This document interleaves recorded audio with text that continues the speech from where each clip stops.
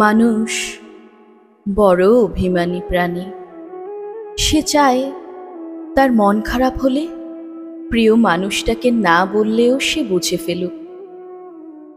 Phone করে খানিক ম্লান গলায় হ্যালো বলতেই ওপারের মানুষটা বলুক, তোমার মন খারাপ।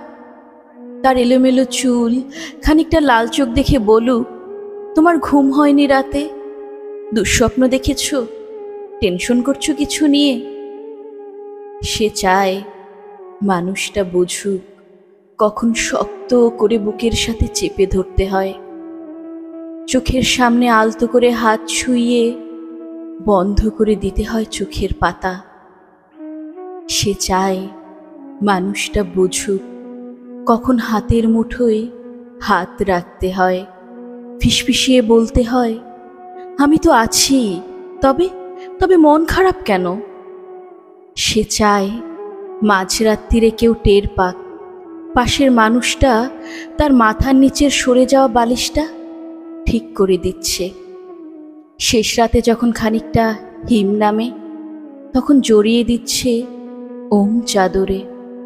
সে চায় তার জন্য মাঝরাত্রিরেও কেউ বাড়ি ফেরার অপেক্ষায় থাকুক, মনে রাখুক তার জন্মদিনের কথা, প্রথম দিনের কথা, স্পর্শ অনুভূতির কথা।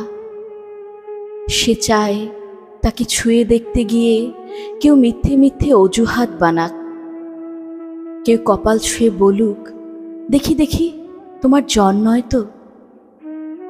অভিমানে দূরে সরে যেতে চাইতেই কেউ বলুক, খানিক ভুল করেছি বলেই দূরে সরে যেতে হবে। তবে এই যে এত ভালোবাসি, তাতে আরো কাছে আসা যায় না? আরো আরো কাছে, অনেক অনেক কাছে। মানুষ বড় অভিমানী প্রাণী। তারা দুজনেই কেবল ভাবে ওই মানুষটা করুক, ওই অন্য মানুষটা, কিন্তু শেষমেশ করা হয় না কারুরই। তাই কাছে আসার রঙিন দিনেরা ক্রমাগত দূরে যাওয়ায় ধূসর বিবর্ণ গল্প হয়। মানুষ বড্ড অভিমানী প্রাণী। অভিমানে সে ক্রমশই দূরে চলে যায়। তার বুকে পুষে রাখে এক সমুদ্র আক্ষেপ, এক সমুদ্র আক্ষেপ।